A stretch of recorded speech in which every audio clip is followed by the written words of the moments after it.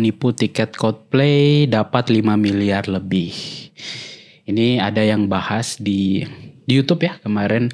Mungkin ada yang yang kena atau yang jadi korban gitu terkait penipuan Coldplay ini.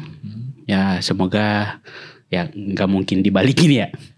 Tapi yang nggak tahu gitu. Dan semoga ada kabar baik. Dan ini kalau kita lihat ini yang si pelakunya ini itu umur 19 tahun. Itu kamu 19 tahun ngapain, Den? Waduh. Ngurusin error kayaknya. Masih ngurusin error ya. Kalau dia ngurusin tiket. Waduh. Dan ya walaupun ada banyak kejadian-kejadian ya yang gak terduga di Coldplay. Ya kalau kita lihat di sosial media sih emang ya konsernya berjalan dengan lancar. Semoga siapa tuh vokalisnya?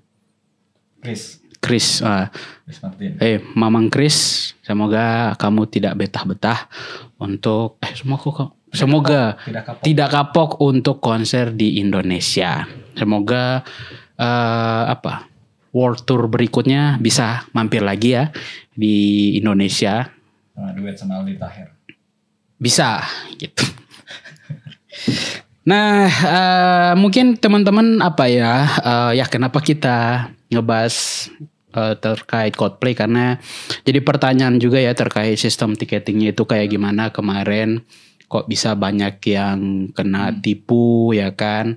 Kemudian juga kalau kita lihat ya emang dari sisi mungkin bisa dibilang pelaksananya juga.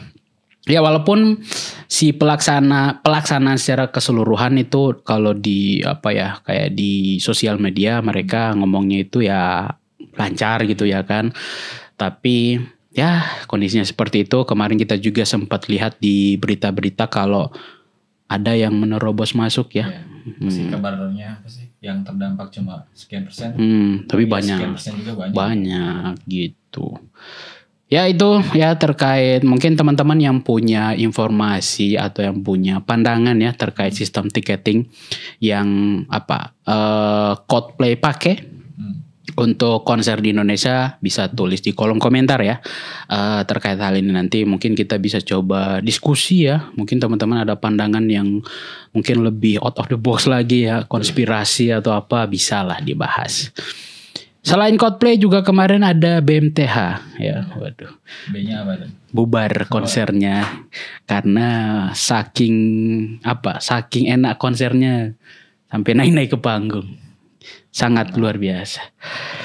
Oke, terkait teknologi.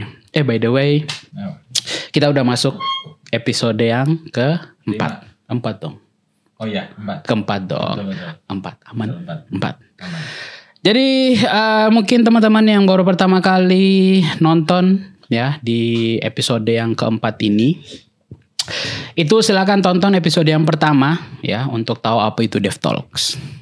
Jadi langsung aja kita masuk ke pembahasan kita yang pertama. By the way, kita sekarang lagi ada di di ruangan yang biasanya dipakai di Decoding Live ya. Jadi kalau misalnya teman-teman melihat ini bukan Decoding Live ya, ini DevTalk. Kita akan mengkudeta Decoding Live. Enggak, bercanda. Oke, jadi kita coba yang lihat-lihat berita yang ringan-ringan dulu. Betul. Ya kan, update-update ya kan seperti biasa. Seperti biasa tiap minggunya selalu ada update dari teknologi. Gitu. Karena teknologi bisa berhenti. Iya. Tiap menit ada aja update yang baru ya. Iya. Tidak bisa. Makanya teman-teman kalau memang tidak mau ketinggalan update-update, nah, nonton DevTalk. Betul. Gitu. Setiap minggu jam 7 malam. Nah, by the way, kita masuk ke yang pertama yaitu update terkait VT. Ini VT. Fight. Nih kalau ini beda-beda penyebutannya, ada yang VT, ada yang Fight.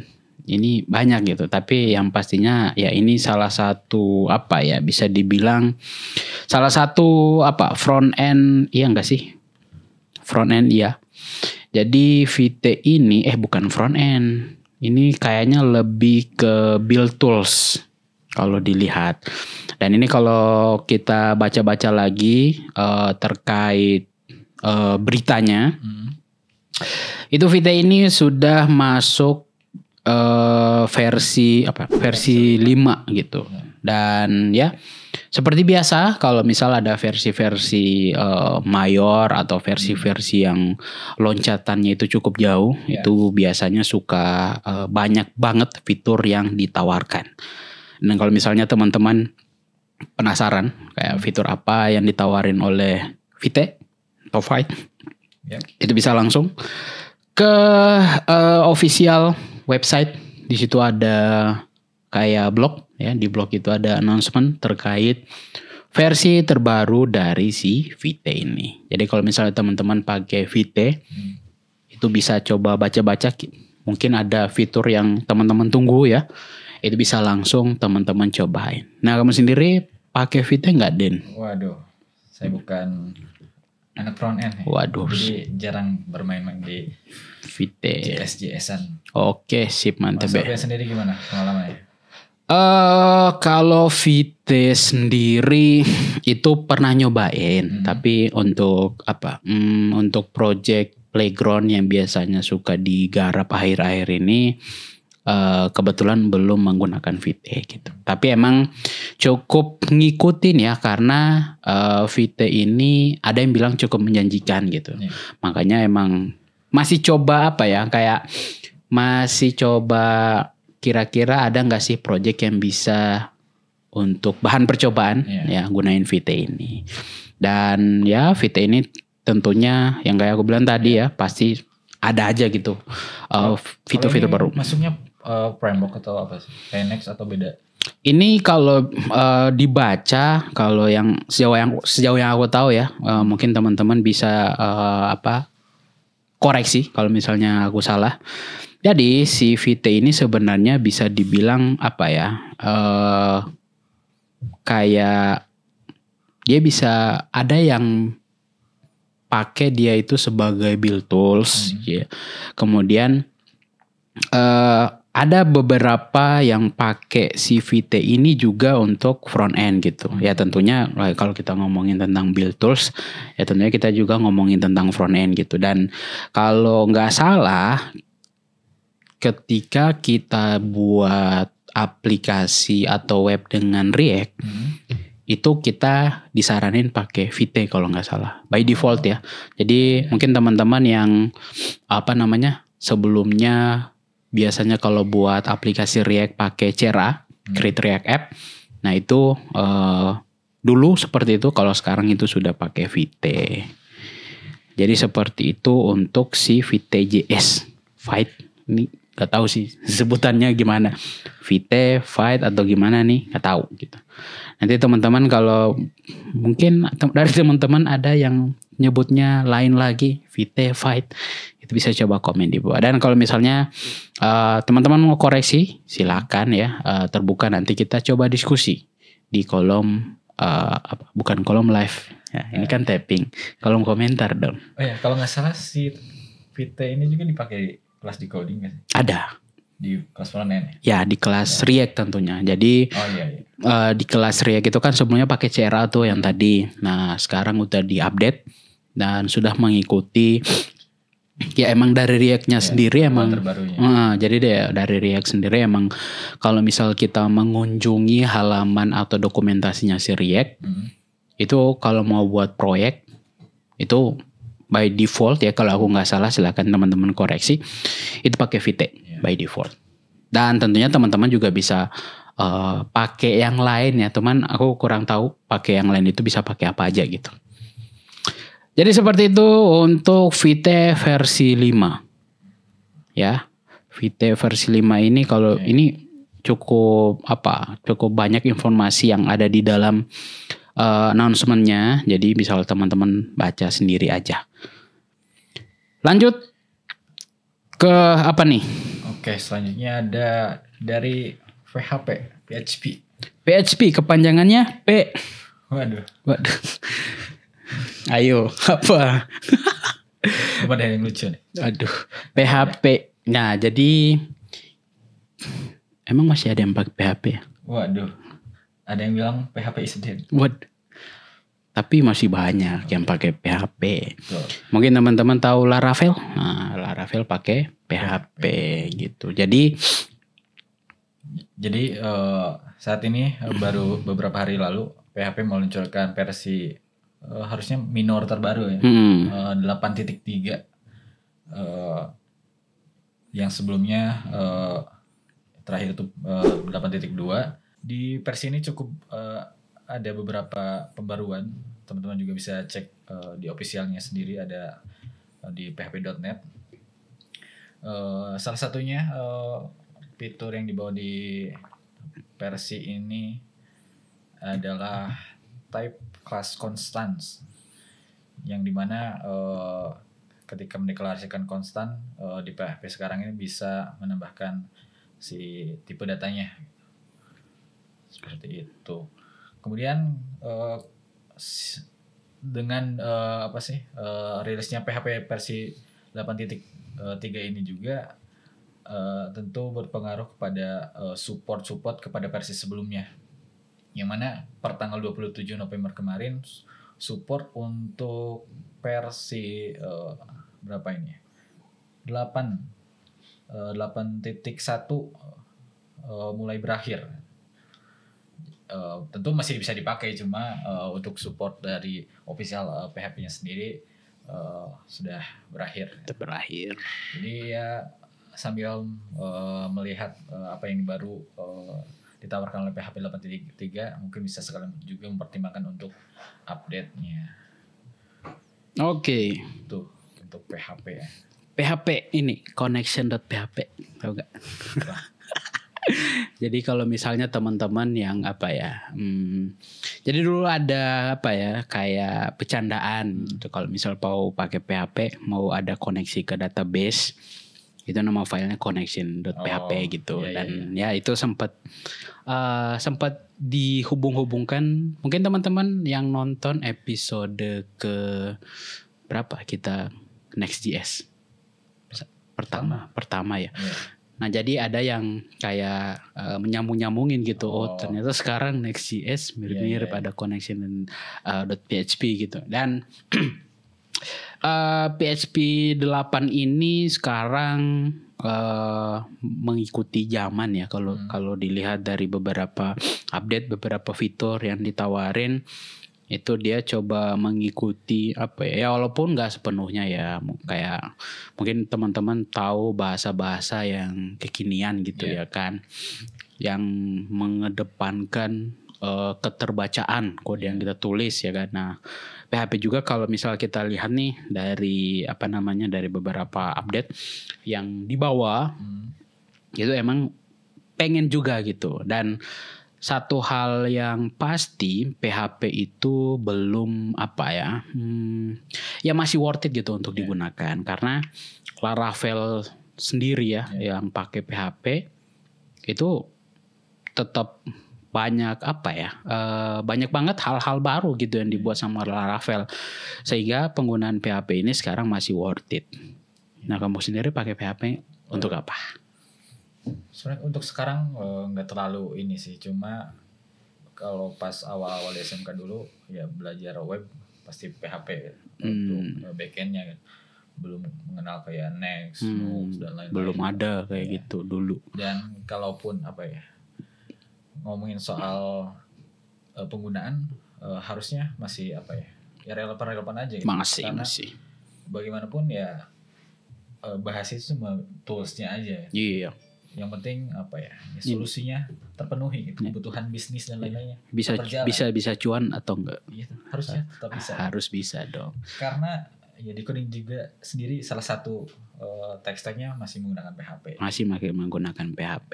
Dan kalau ada yang menghina PHP datang ke Decoding bertemu dengan tech lead-nya. Nah, nanti dikasih paham kenapa PHP itu ya PHP gitu. Dan ya seperti yang tadi Deden bilang ya, kalau di coding itu pakai PHP, berarti secara tidak langsung kita juga pernah pakai PHP. Karena ya kita juga berkontribusi sedikit ya di code base-nya di coding. Betul. Jadi kita pakai PHP dan kita cinta PHP. Tech lead di coding bisalah jadi bintang tamu ya buat kita tanya-tanya. Dan ya ada banyak update dari ya seperti yang biasanya sih kalau misal ada update-update yang loncatan versinya itu cukup jauh ya. Itu biasanya suka ada fitur baru. Ya walaupun fitur baru ini itu kalau kita lihat di bahasa lain biasanya udah diterapin dari lama. Cuman emang baru bisa diadaptasi di di versi terbaru dari bahasa yang lain juga. Dan ya sama kayak gitu, nggak cuman PHP yang versi-versi terbaru itu ada fitur yang sebelumnya udah diterapin bahasa lain. Bahkan Kotlin ya, Kotlin itu kalau nggak salah salah satu fitur ini fitur bahasanya ya. Jadi salah satu fitur bahasa Kotlin yang destruction kalau nggak salah itu terinspirasi dari JavaScript dan itu emang dimention dirilis changelog atau dirilis note-nya gitu kalau memang mereka terinspirasi dari JavaScript. Jadi memang ya semua bahasa itu ya hanyalah tools. Yang penting itu bagaimana kita memecahkan masalah dengan tools tersebut dan tentunya cuan, ya kan. Jadi di mana ada cuan, nah di situ yang kita pakai. Jadi teman-teman kalau misalnya penasaran ya lebih detail terkait PHP ini, sayang di coding belum ada kelas yang ngebahas spesifik ya, karena sebagian besar masih pakai JavaScript ya. Kelas-kelas yang ada di front end, yang ada di back end, semoga bisa diadakan. Iya, kalau mungkin teman-teman yang butuh atau ingin di coding ada kelas PHP atau Laravel bisa di spam aja di DM atau di komen. Ayo kelas PHP biar dibuat. Jadi ya sekali lagi kalau misal teman-teman pengen pengen ada kelas PHP silakan spam. Dan kalau misalnya belum di coding provide kelasnya, itu bisa langsung baca-baca di dokumentasinya langsung. Atau kalau misalnya teman-teman kayak pakai Laravel mungkin, nah itu bisa langsung ke dokumentasinya juga. Karena dokumentasinya itu menurut aku ya, ini pendapat pribadi itu cukup bagus. Jadi memang sangat beginner friendly lah istilahnya. Jadi kalau teman-teman kayak takut nggak ada informasi yang teman-teman pengen, ya tentunya itu balik lagi ke kita ya. Kita mau baca apa enggak gitu. Harusnya itu semua apa yang kita butuhin untuk Laravel, dan ini nggak cuman PHP, nggak cuma Laravel gitu. Seluruh bahasa pemrograman juga pasti punya halaman dokumentasi yang dimana di dalamnya pasti terdapat informasi yang kita perlukan untuk belajar bahasa tersebut. Betul sekali. Gitu. PHP 8.3. Ini kalau kita lihat ya 8-nya ini kayak logo apa ya? 8 Infinity. Apakah mungkin ini pertanda kalau PHP itu bertahan selamanya? Strong, Infinity akan tetap terus diupdate. Kita nggak tahu ya, mungkin kedepannya akan ada PHP 108.8 gitu ya kan? Kita udah jadi apa itu? Kita udah jadi yang nggak tahu. Ya kita nggak tahu ya. Kedepannya mungkin anak cucu kita masih mendebat ya bahasa pemrograman. Jadi seperti itu. Oke, kita sudahi saja ya, bukan sudahi DevTalk, sudahi saja terkait mungkin update terkait versi-versi ya dari tech-stack. Ini kalau kita lihat ada berita lagi nih, astaga. CEO. Berita yang kemarin sempat kita bahas tapi itu belum selesai. Ternyata belum selesai. CEO OpenAI. Jadi enggak jadi close AI, tetap jadi OpenAI ya. Karena si Sam, nih Mamang Sam itu balik lagi ke OpenAI ya setelah ada beberapa informasi atau apa. Kemarin kan sempat ditawarin, aku nggak tahu udah tanda tangan atau enggak ya. Dia kan ya aku baca juga udah mau diajak ke Microsoft gitu. Iya. Sama si Mas Satya. Ya, tapi nggak tahu ya kenapa. Mungkin nggak tahu ya. Emang si Sam-nya nolak atau memang si Sam-nya itu udah tahu bakal diajak balik lagi ke OpenAI, nggak tahu. Tapi ada yang beredar kalau si Sam itu nggak mau ke siapa tadi? Microsoft, astaga, ke Microsoft itu karena bakal pakai Microsoft Teams. Waduh. Kenapa tuh Microsoft Teams, Den? Waduh. Bagus sih, Bagus ya. Gitu. Bagus karena kita pakai ya. Jadi banyak apa ya? Ya bercandaan aja sih. Maksudnya kayak si Sam itu kalau di Microsoft itu pakai Microsoft Teams. Jadi kalau misalnya teman-teman gak tahu apa itu Microsoft Teams, itu teman-teman cari aja. Ya itu produknya Microsoft ya teman-teman. Dan itu salah satu tools dari Microsoft yang kita pakai juga ya, di Kodim pakai juga. Dan tentunya ya itu bercandaan aja gitu. Jadi kalau misalnya teman-teman ada baca si Sam gak mau karena pakai Microsoft Teams, itu nggak bener ya. Itu cuman bercandaan aja. Microsoft Teams itu bagus kok ya. Bagus. Serius bagus. Mungkin bener, tapi yang barunya ya. Yang barunya bagus, tapi kalau yang lama nggak tahu. Ya. Bagus sih. Ada improvement. Lebih smooth versi baru ya. Kalau versi lama nggak tahu. Balik lagi si Sam yang malah ngomongin Microsoft Teams. Jadi ya tadi si Sam balik lagi jadi CEO. CEO lagi dia. Iya. Itu berapa hari ya ganti-ganti CEO? Apa nggak capek? Terus katanya apa sih? Yang pekerjaannya juga apa? Hampir 700 gitu yang mau resign pada nggak jadi. Gara-gara si Sam. Ya, tadi mau ngikutin Sam. Balik lagi Sam. Balik lagi ya. Ini kayak YouTuber lama ya, bilang prank. Iya. Pamit. Balik lagi. Ya. Jadi ya seperti itulah teknologi ya teman-teman. Kita nggak tahu hari ini kita CEO, besok kita jadi tamu, besoknya lagi jadi CEO lagi. Mungkin ini banyak yang bilang ya kalau ini itu konspirasi. Banyak yang bilang ini untuk menaikkan brand dari si OpenAI ya kan, kayak dibuat drama, namanya naik, kemudian diomongin di mana aja. Iya, diomongin di mana aja. Iya.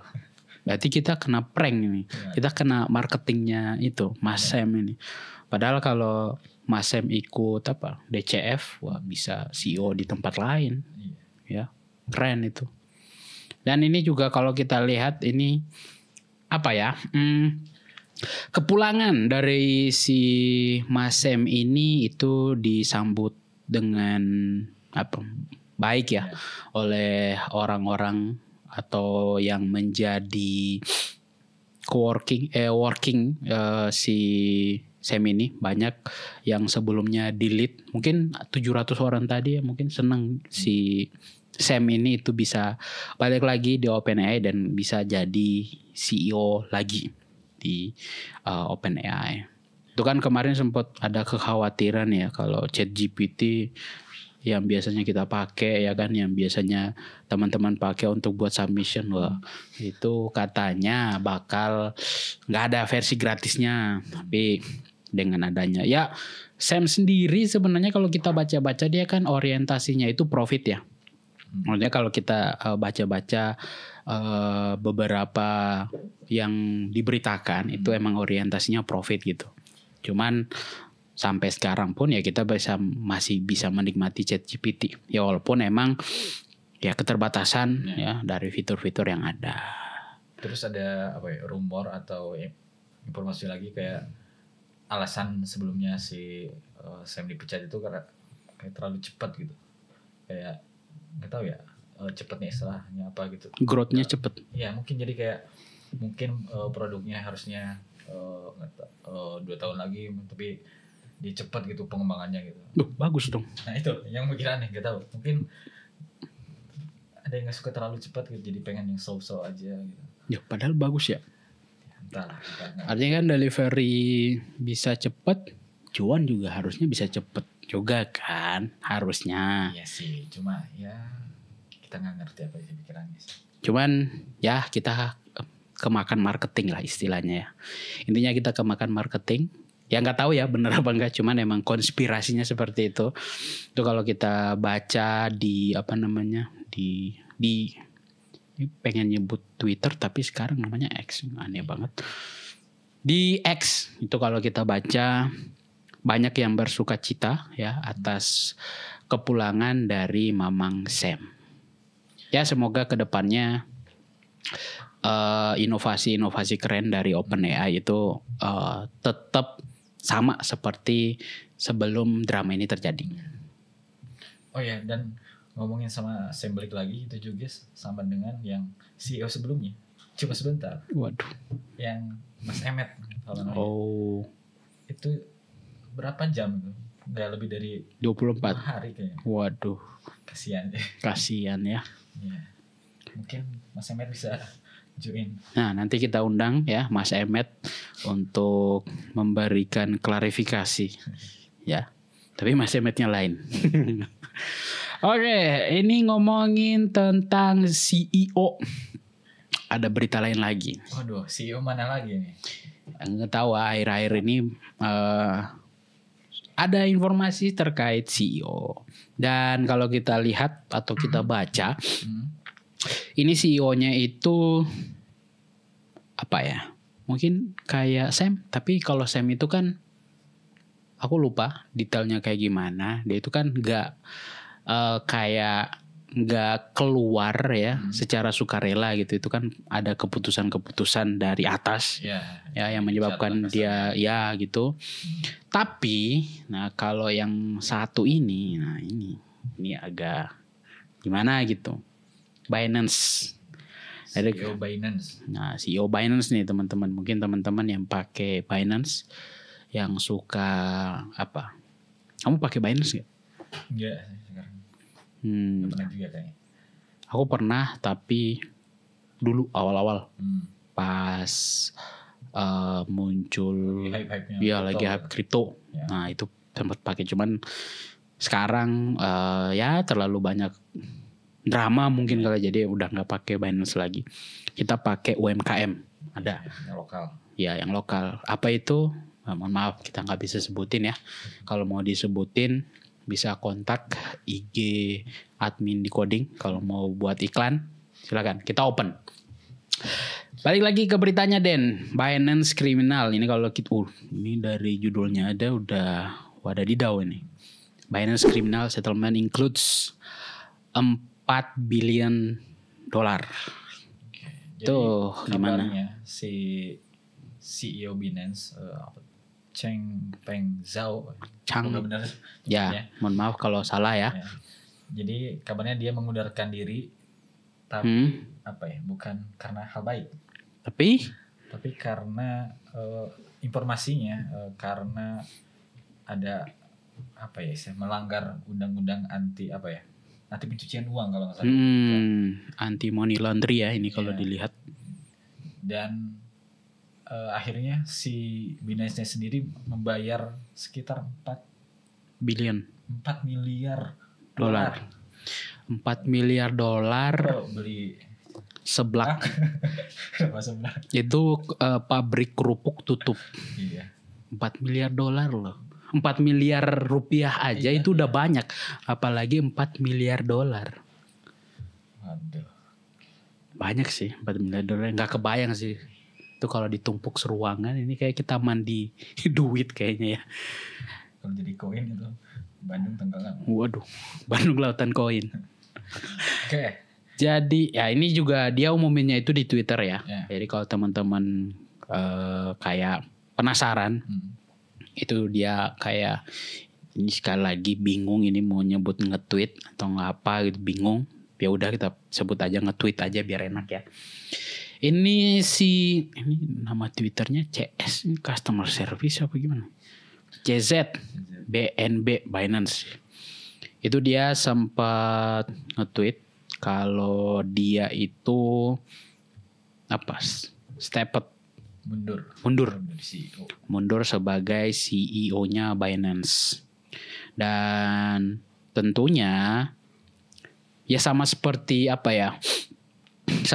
si Sam kemarin ya, pas dia entah mengundurkan diri atau mungkin dipecat, itu banyak yang berspekulasi kalau misal mungkin akan ada perubahan orientasi dari produknya, atau ada juga yang berpikiran ini Binance kedepannya mau kayak apa gitu.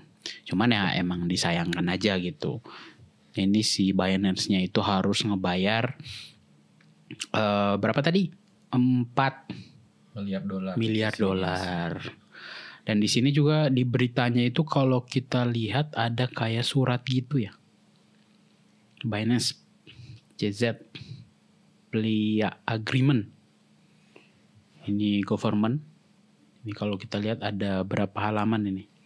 Ada 10 halaman ya.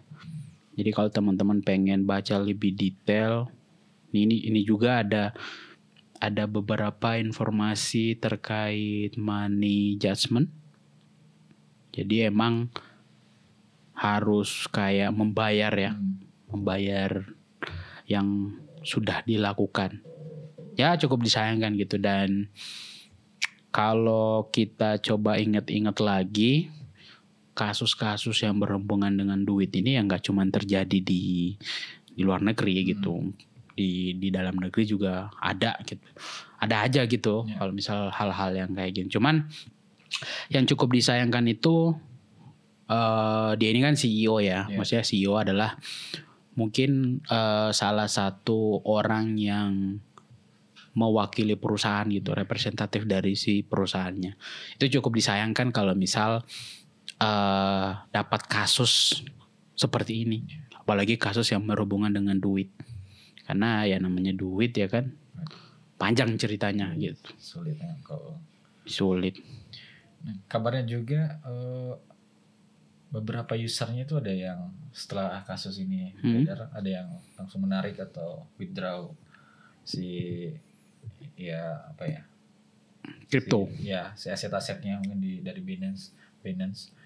Dan itu juga berdampak pasti berdampak buat Binance-nya sendiri, dan bukan hal yang baik tentunya.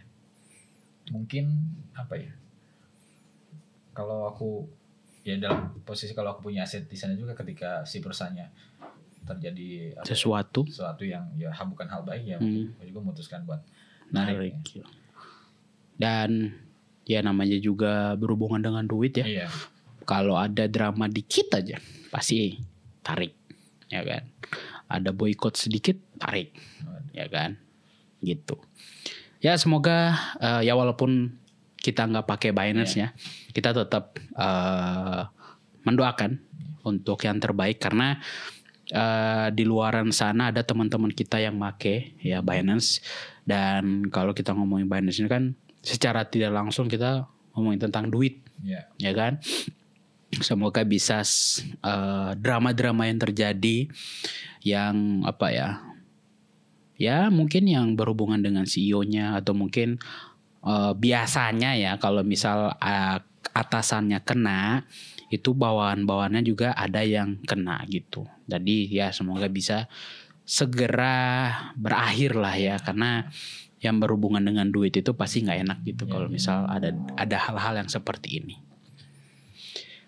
CEO ini ada lagi nggak berita-berita terkait CEO ini? Ya jangan sampai ada ya. Kalau khususnya untuk yang buruk-buruk ya. Kalau ada CEO yang berprestasi, nah itu boleh. Jadi ya semoga ya nggak menjamin sih ya. Maksudnya kayak ini adalah berita yang kurang baik dari CEO. Semoga kedepannya kita bisa mendengar kabar-kabar baik dari informasi atau berita terkait CEO. Wabil khusus terkait Mas Sam dengan Mas siapa ini? Changpeng Zhao. Mohon maaf sekali lagi kalau misal ejaannya salah.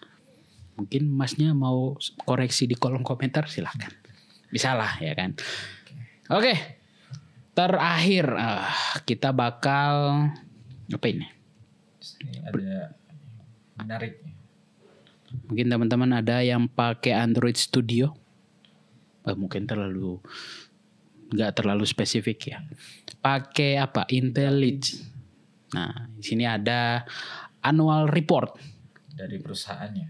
JetBrains.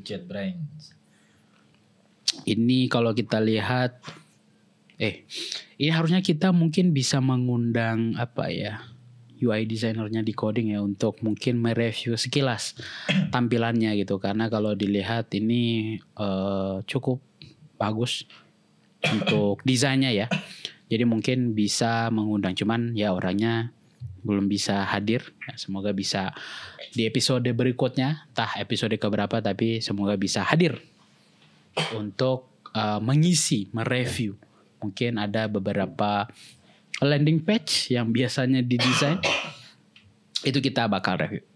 Nah, balik lagi di sini ada annual reportnya JetBrains, yaitu di tahun 2023. Nah, di sini kalau kita lihat ada banyak. Di sini ada 15 juta ya. 15,9 juta developers itu menggunakan tools yang di-provide sama JetBrains. Termasuk kita ya. Iya. Juga menggunakan produk-produk JetBrains. Kamu pakai apa aja produknya JetBrains? Pakai Android Studio, IntelliJ, PHP Storm juga pernah. Nah. Dan ya coba-coba yang lainnya kayak apa ya? Ada yang baru buat Rust juga kemarin, Rust Rover. Terus ini writer apa teman? Itu yang baru ya, buat bikin dokumentasi writer site gitu. Yeah. Jadi kalau teman-teman pengen bikin dokumentasi kayak JetBrains, itu bisa pakai yang namanya writer site. Banyak banget tools-tools yang kita bisa pakai. Dan beberapa di antaranya juga gratis. Ada gratis. Android Studio gratis. IntelliJ Community juga gratis ya. Ini kalau kita lihat. Cuman kalau PHP Storm itu nggak ada yang versi gratis atau versi community. Jadi teman-teman harus bayar. Kecuali teman-teman itu mahasiswa. Kalau misalnya teman-teman mahasiswa itu biasanya suka ada lisensi gratis yang bisa teman-teman manfaatin. Nanti teman-teman tinggal masukkan email kampusnya, nanti bisa dapat gratis untuk produk-produk JetBrains selama setahun. Mantap. Jadi dan kalau nggak salah bisa diperpanjang ya selama kita masih mahasiswa, bisa diperpanjang. Dan ada banyak lagi ya tools-tools yang bisa teman-teman pakai yang di-provide atau yang dibuat oleh si JetBrains. Dan kalau misalnya teman-teman penasaran apa aja yang bisa dipakai dan berbayar apa enggak, itu teman-teman bisa install yang namanya JetBrains Toolbox. Nah, jadi JetBrains Toolbox itu bagus untuk kita untuk menginstal tools yang dibikin sama JetBrains, dan tentunya ini untuk memudahkan kita untuk mengatur versioning dari tools-tools yang kita pakai. Jadi kita itu bisa ini kita ambil contoh Android Studio ya. Misal teman-teman install Android Studio versi Canary, nah itu teman-teman bisa install juga versi stable-nya. Jadi kalau misalnya bisa barengan. Jadi kalau misalnya teman-teman pengen nyobain kan biasanya suka ada fitur-fitur yang menarik tuh ya kan di versi Android Studio yang Canary. Nah, itu bisa teman-teman pakai tanpa harus menghapus yang versi stable. Ya sebenarnya nggak harus dihapus sih, cuman emang konfigurasinya itu agak tricky. Nah, kita masuk ke informasi yang lain nih yang ada di annual report. Jadi di 2023 ini ada 4 tools yang dirilis. Nah, di bawahnya ada tuh 4 toolsnya itu Aqua, WriterSide, RideFlow, sama Toolbox Enterprise. Nah, kebetulan yang baru kita coba kayaknya WriterSide. Nah. Kemarin juga sempat sempat install yang Aqua, cuman pas install itu masih versi ini review. Ya rilis apa namanya?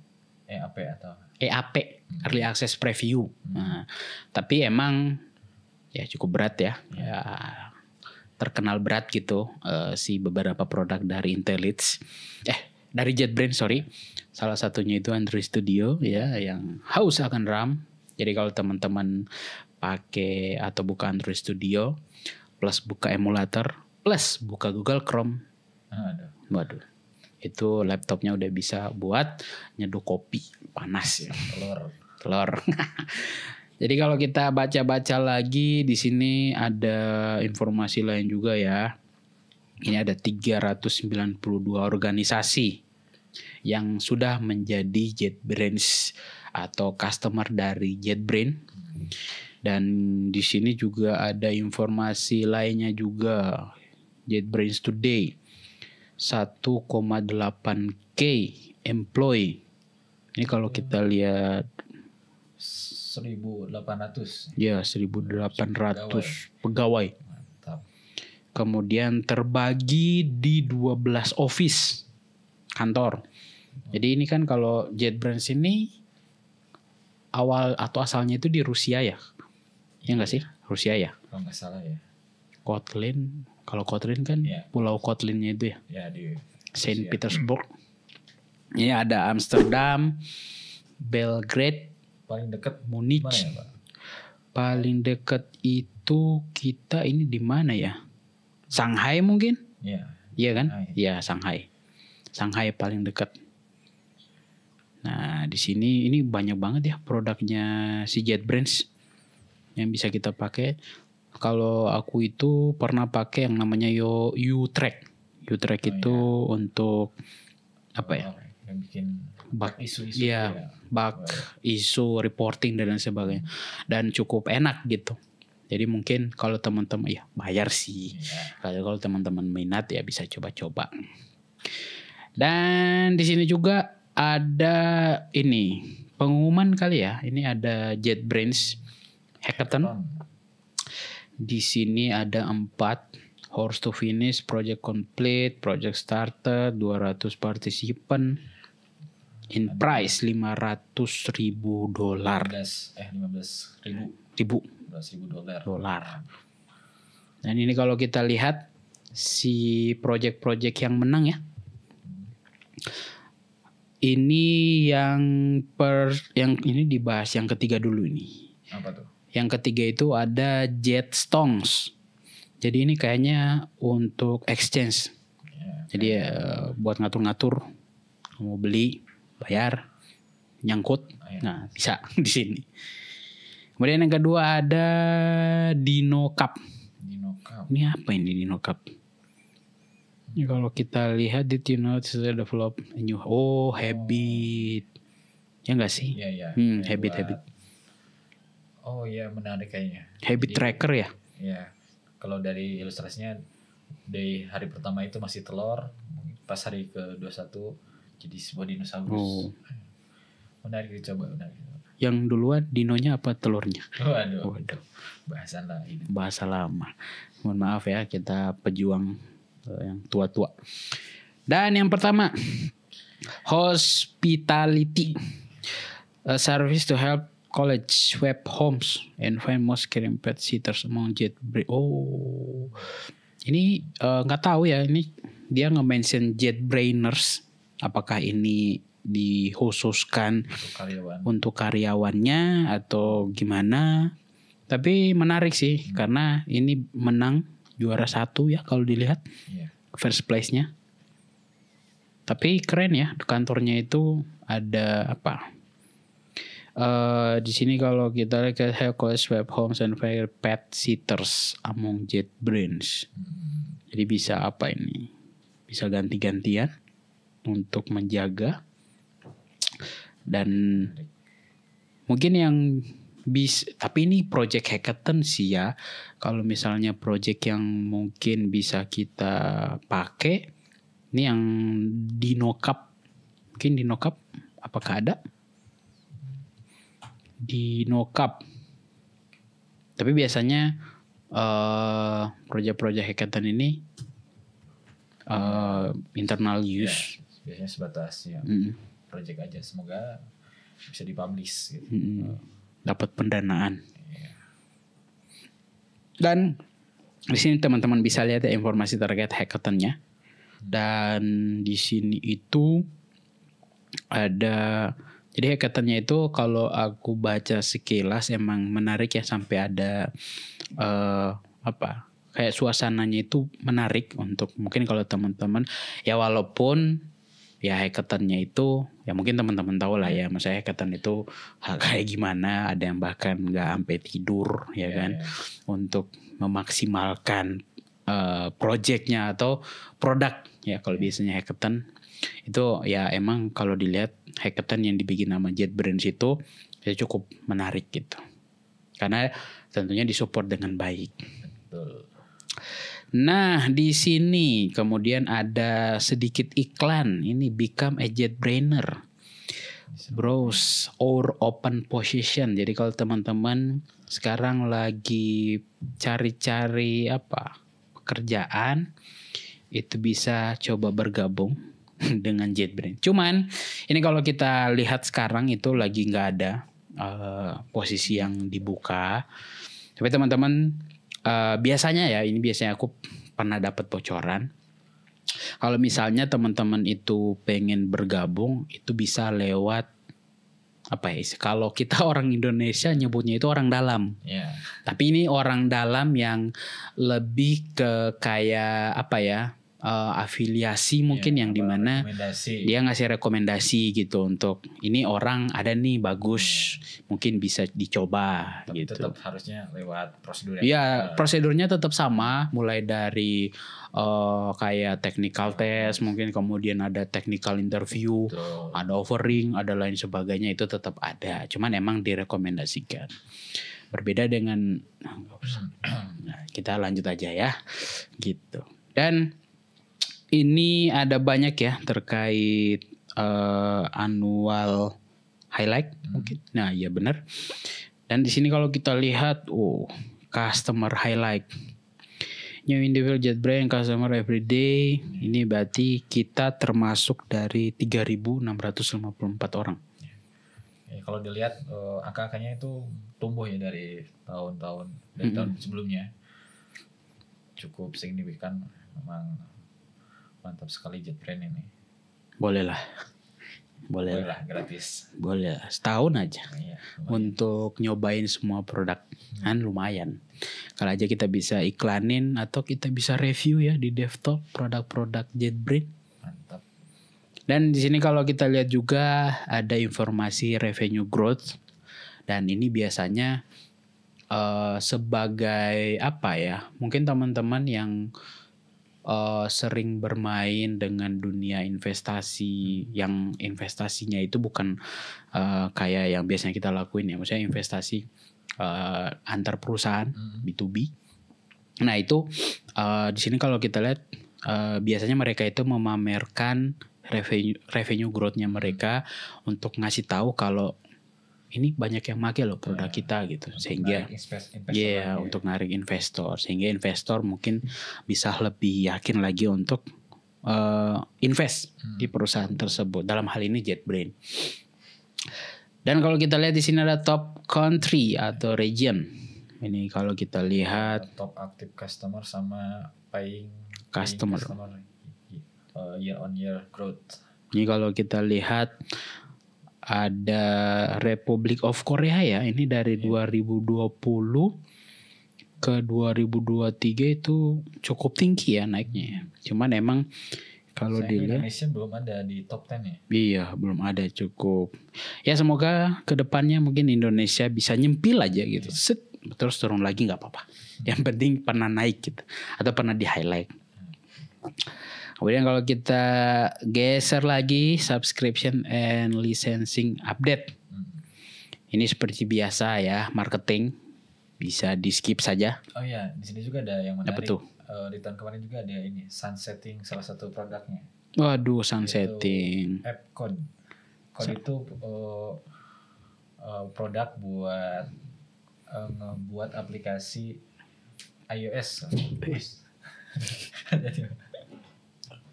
Mohon maaf, jatuh. Ya, si AppCode ini aplikasi kayak Xcode, tapi dengan tampilan dan pendekatan ala JetBrains. Jadi UI-nya seperti Android Studio tapi bisa buat aplikasi iOS. Dan Tapi buat ya, macOS juga ya? Iya. Iya benar. macOS juga. Tapi memang ya namanya juga iOS dan macOS yang ngebuatnya meski dibuat oleh third party tapi developnya harus di MacBook juga. Nggak bisa di Linux atau Windows.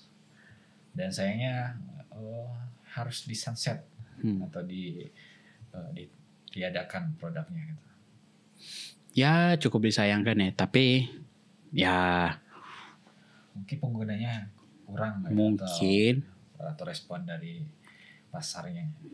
Atau biasanya yang biasa ditemuin ya, kalau misal si SDK-nya iOS itu upgrade, biasanya suka ada breaking changes tuh. Yeah. Kan ini sangat depend ke SDK-nya kan. Betul.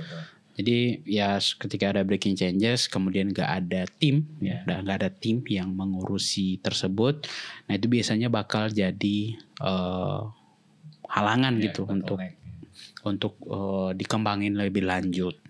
Bisa. Dan ya kita tunggu aja, mungkin ke depannya akan ada pengganti, tapi nggak tahu ya kalau ke depannya seperti apa. Cuman biasanya ketika ada yang sunsetting itu bakal ada yang baru. Cuman kalau kita lihat yang baru ini yang nggak berhubungan dengan dengan iOS. Dan di sini juga ada sunsetting yang lain ya, Upsource ya. Apa ini udah lama?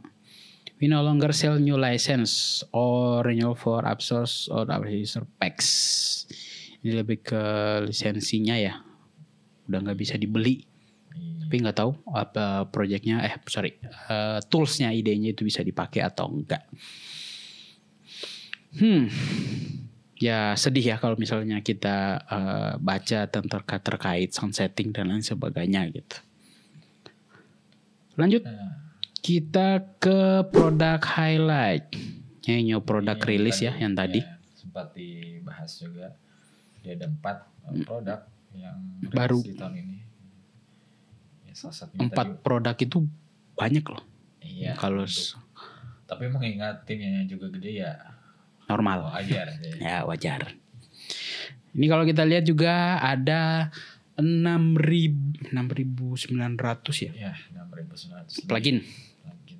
Jadi mungkin teman-teman yang pakai Android Studio, aku udah lupa, udah lama ya. Gak buka Android Studio. Jadi kalau misal teman-teman pakai tema, nah itu bisa disebut sebagai plugin. Dan di di annual report ini itu JetBrains ada 6.900K. 6.900 K plugin dibuat, dan tentunya ini bukan si JetBrains-nya ya, tapi plugin yang dibuat oleh developers yang dipublish di JetBrains. Kamu pernah buat plugin nggak?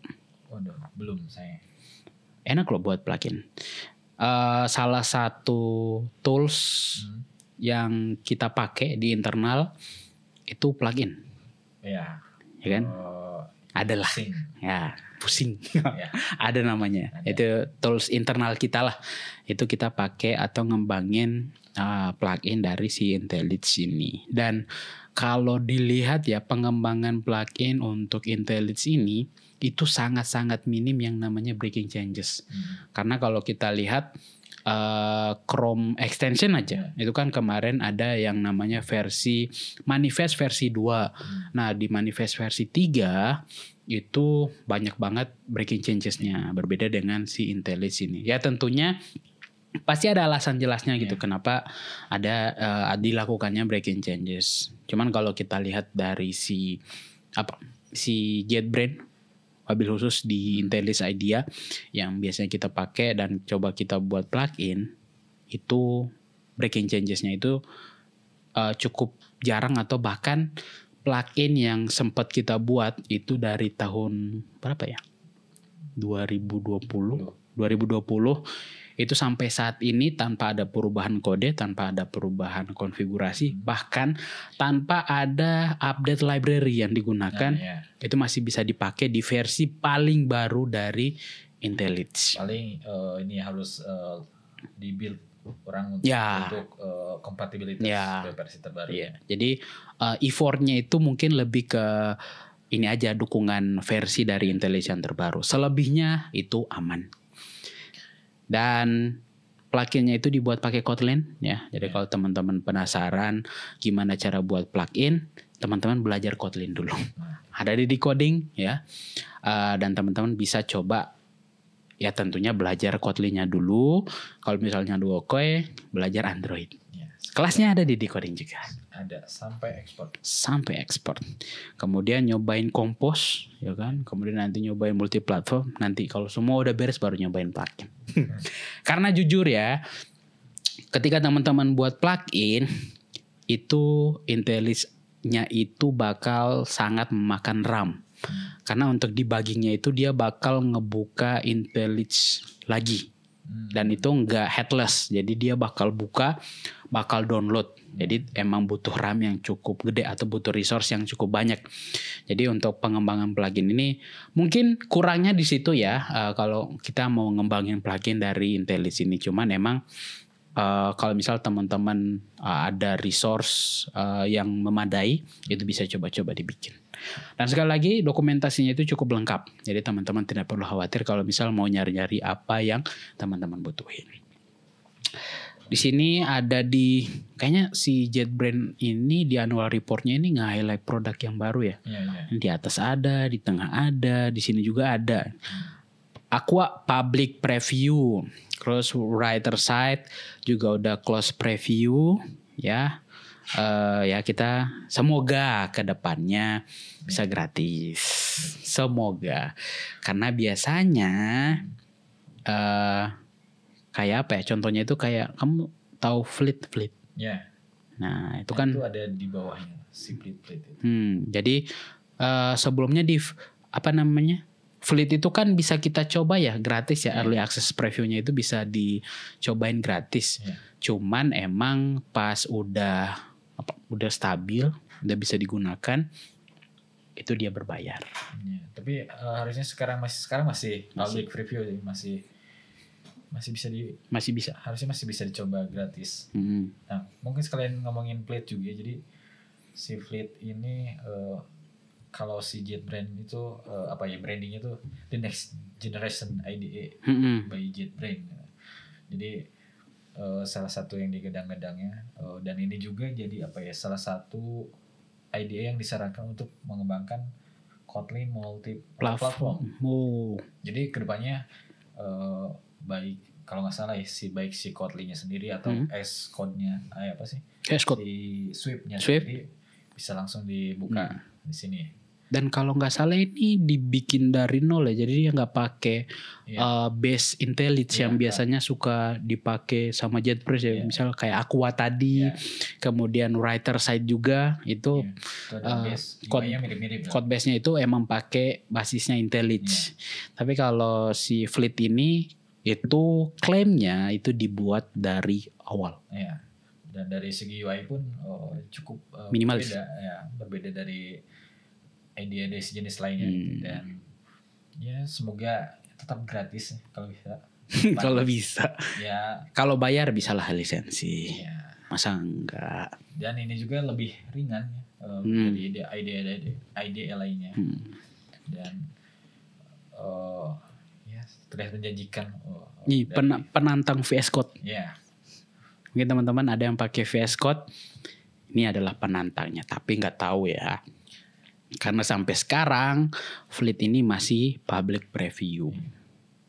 Jadi teman-teman bisa coba pakai dan masih gratis. Masih gratis. Dan di Fleet ini itu teman-teman kalau misalnya nemuin bug, nemuin isu itu harap dimaklumi karena masih public preview. Mereka masih coba nyari-nyari improvement yang bisa mereka terapin sebelum benar-benar di rolling versi stable-nya. Demo preview. Di sini ada running Fleet from JetBrains Space kolaboratif. Dan di sini juga kalau nggak salah, ya walaupun ini sebenarnya udah didukung sama di beberapa produk JetBrains itu kita bisa ngoding bareng di dalam satu IDE. Jadi kayak Figma ya. Jadi bisa lihat kode orang lain atau bareng-bareng gitu. Bareng-bareng kode. Tapi ini di kode. Dan itu bisa sambil video callan gitu. Iya. Nah bisa. Jadi kalau dulu ada yang nanya sleep code. Aduh, sleep code. Waduh. Mantap sekali. Tiba-tiba bugnya beres. Jadi itu terkait Fleet. Jadi kalau teman-teman pengen, mungkin teman-teman bahkan ada ya di Twitter ada yang mengklaim dirinya itu anti produk JetBrains. Karena yang pertama berat, kemudian berbayar ya, walaupun ada yang versi gratisnya. Cuman semoga teman-teman yang anti produk JetBrains itu bisa coba dulu lah. Siapa tahu jatuh cinta ya kan, terus pakai si Fleet ini. Lanjut, ada berita apa lagi terkait annual report? Ini partnership dan collaboration. New UI in IntelliJ-based IDE. Kodana Cloud Rider for Unreal Engine. Wah, bisa buat game. Ya enggak sih? Unreal Engine ya? Iya. Buat game. Fastest growing product by paying customer. Oh, ini lisensi ya? Ya, jadi produk mana yang paling banyak beli lisensinya. Di sini kalau dilihat yang paling tinggi growth-nya itu Rider 47. IDE untuk, ayo kita lihat dia untuk apa. Kalau salah. Oh, bukan. Net IDE. .net. .net. Nah, teman-teman yang .net developer bisa coba Rider dari JetBrains ini. Kemudian ada data grip.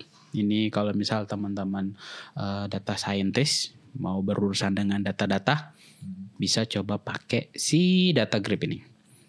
Kemudian ada Golang. Ya sudah pasti ya. Nah, yang mana juga Go udah Go ya. Kemudian si Lion. Nah ini baru untuk yang apa tadi?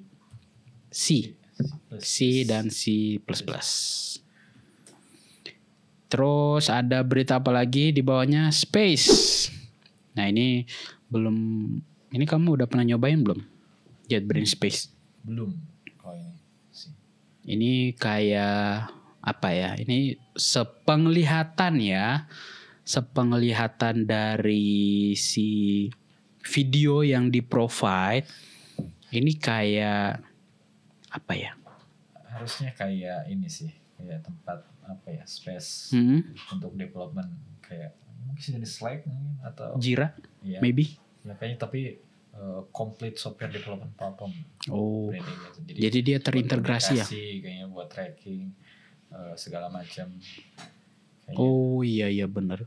Ini kayak terintegrasi gitu ya, dari IDE-nya, kemudian dari isunya. Ini kalau kita lihat di videonya itu mantep.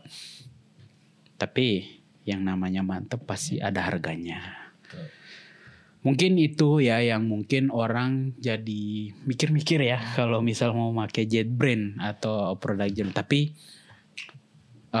ya tentunya banyak banget fitur-fitur yang ditawarin. Ya ada, kalau ada harga ya pasti pasti ada yang ditawarkan, sesuatu yang ditawarkan gitu. Dan memang ya banyak yang ditawarkan dari IDE JetBrains. Sip. Nah di sini ada yang menarik ya. Jadi JetBrains itu ngasih playlist di Spotify. Jadi kalau teman-teman mau jadi ini skena programmer, itu bisa coba play atau dengerin playlist ya yang dikurasi oleh timnya JetBrains. Mungkin timnya ditanya satu-satu ya, lagu apa yang sering kamu kayak dimasukin list ya.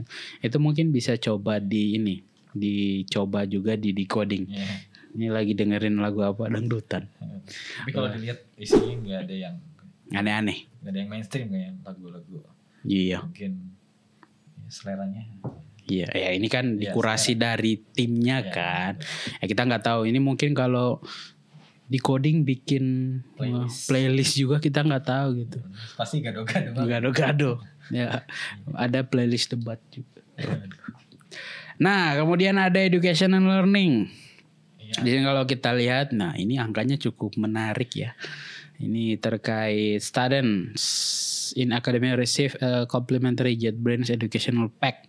Ya, jadi kalau dilihat bukan hanya ngejar profit juga, bukan hanya ngejar profit si JetBrains ini, tapi ya banyak ngasih dukungan, ya beasiswa istilahnya lewat salah satunya JetBrains educational pack. Jadi yang kedua udah sebutkan sebelumnya, dengan email kampus bisa dapat JetBrains untuk 1 tahun. Dan ini nggak cuma buat siswa, tapi buat gurunya juga dapat. Betul. Jadi nggak perlu khawatir.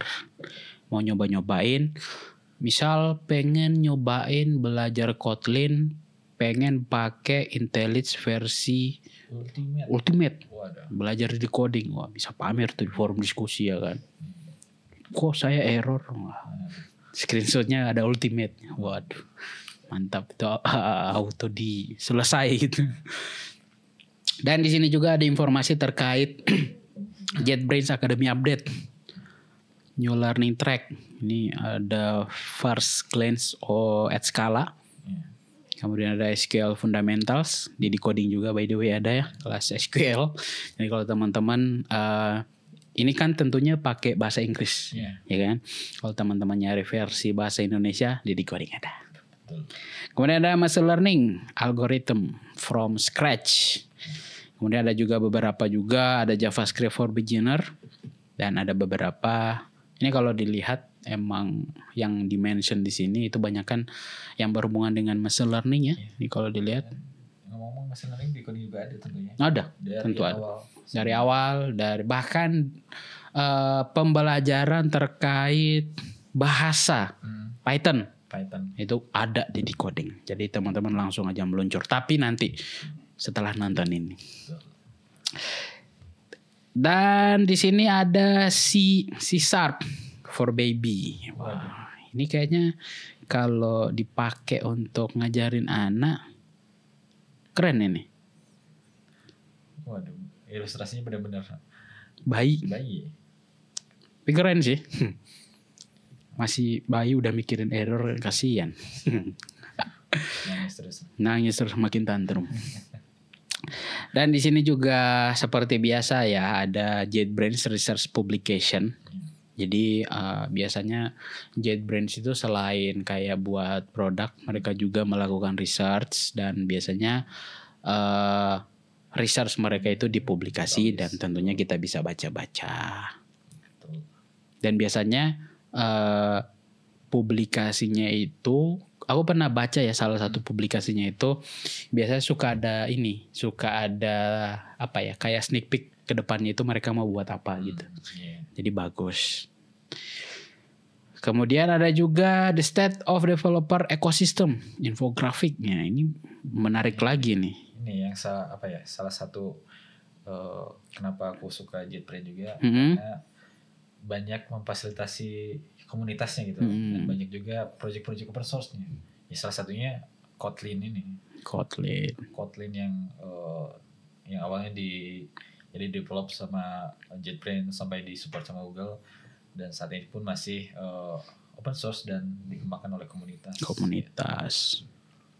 Ini kalau kita bahas lebih lanjut terkait the state of developers ecosystem, itu tentunya akan memakan lebih banyak waktu ya.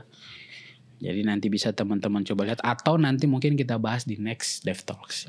Mungkin ada yang menarik ya kan. Nah itu bisa kita bahas. Open source ini ada 6.148.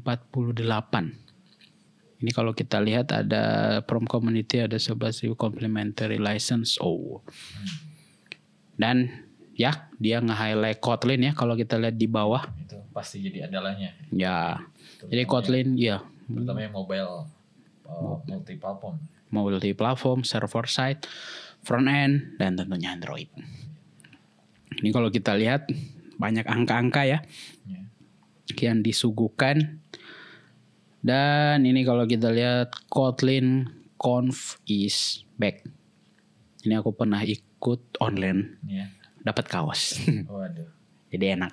Cuman aku nggak tahu sekarang untuk dapetin kaosnya itu harus ngikutin full acaranya, terus harus ngikut kuis kalau mau gitu. Tapi kaosnya itu bagus sih. Aku dapatnya itu tahun 2019. Itu awal-awal ya. Itu sampai sekarang bagusnya bajunya masih bagus gitu. Emang kualitas luar negeri emang terjamin. Mantap. Di sini juga ada online event dan webinar. Ini ada berapa ini? 63 public event. Kemudian ini juga, ini sampai Intelis ideanya ada conference-nya sendiri ya.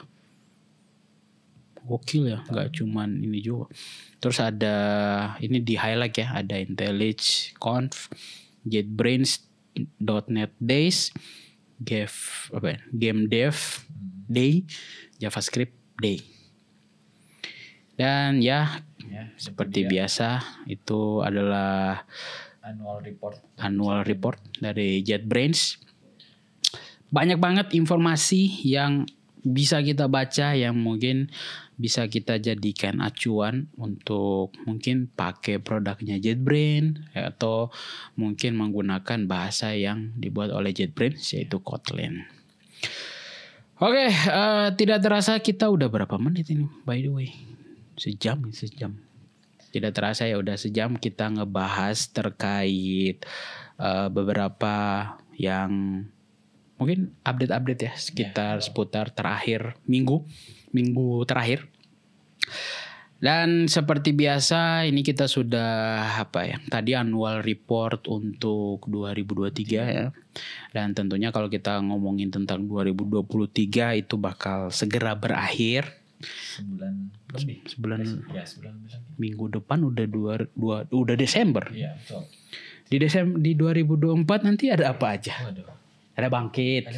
Ya, tentunya ada bangkit. Teman-teman kalau mau daftar langsung aja ya.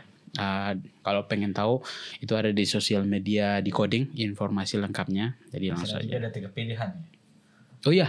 Ada 3 pilihan. Ada Machine Learning, Cloud sama Android. Betul. Jadi teman-teman silakan pilih aja mau spesialisasi yang mana ya.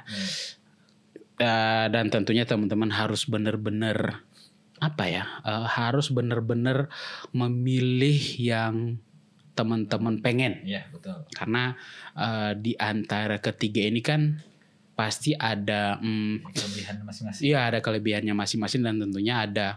Dan itu semuanya tergantung teman-teman. Kalau misalnya minatnya di Android bisa. Kalau di Androidnya itu kalau dilihat itu yang ketiga. Itu kan yang pertama itu ada Cloud.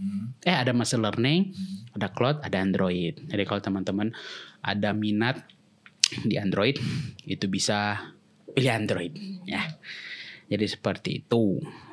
Dan di akhir 2023 ini dari Decoding ada apa nih, Den? Mungkin ada teman-teman juga yang pernah ngikutin atau berpartisipasi juga di tahun lalu, akhir tahun. Ada apa tuh kira-kira? Biasanya ada sesuatu atau selebrasi. Clue-nya apa? Recap. Iya. Wah, apa ya recap? Jadi mungkin udah yang pernah juga di tahun sebelumnya bahwa nanti Decoding juga akan istilahnya merayakan setahun apa aja yang dicapai oleh teman-teman, progres belajarnya, terus submissionnya dan lain-lain. Nanti kita akan kasih ke teman-teman data istilahnya perjalanan teman-teman bersama Decoding selama 1 tahun. Jadi tapi itu masih sneak peek aja. Masih ini rahasia. Tapi udah ada di tahun kemarin. Apa ya? Trailer. Waduh. Untuk selengkapnya tentu ditunggu saja. Tunggu aja. Tidak lama lagi harusnya. Sebelum akhir tahun harusnya akan segera rilis. Dan jangan lupa nanti share dan berikan perjalanan teman-teman bersama Decoding. Biar mungkin teman-teman bisa memotivasi teman-teman yang lainnya juga. Karena di 2023 ini ya itu kebetulan kita udah lihat seperti apa jadinya. Jadi cukup menarik ya, mulai dari tampilan emang gokil ya, UI desainnya di coding bisa menghadirkan seperti itu ternyata. Mantap. Ya kita sudah melihat kira-kira apa yang bakal ditampilkan dan tentunya itu bagus banget ya. Yang akan ditampilkan di sebutannya di recap. Nah, di recapnya itu bagus banget dan tentunya harapannya bisa memotivasi teman-teman untuk bisa lebih semangat lagi ya untuk belajar baik di platform di coding ya, ataupun misal teman-teman ikut program-program ya kayak Bangkit ya kan kalau di Bangkit itu ya teman-teman bisa milih mau milih yang mana itu dibebasin. Cuman dari kita ya itu sebaiknya teman-teman memilih yang emang teman-teman pengen. Jangan karena FOMO ya, karena FOMO itu cukup berbahaya. Ya, kalau misalnya teman-teman, wah Android lebih bagus nih, dia lebih enak, dia ada ininya, ada itunya, masa depannya cerah gitu ya. Itu harus dari niat masing-masing.